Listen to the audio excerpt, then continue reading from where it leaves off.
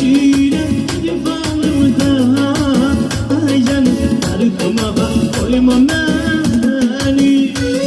Sen olmayan yanımda kırdamadık dayanımda.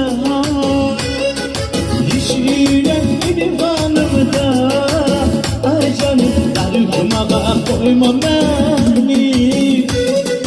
Gel uyan hemen yürüyorum ya yürüyorum darıkma koyma beni.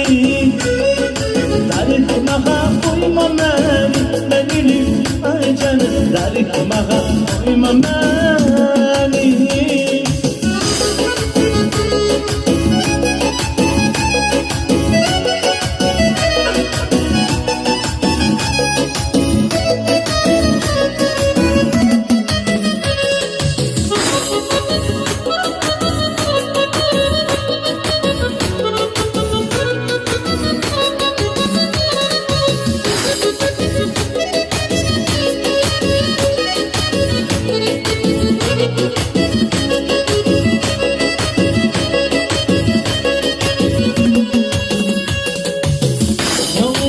Ay boyun beste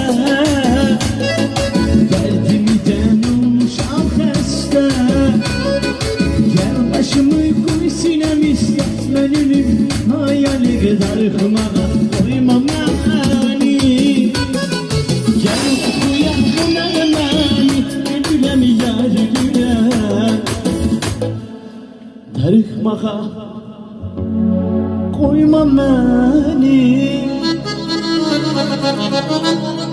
Aslında dayandı Şümre.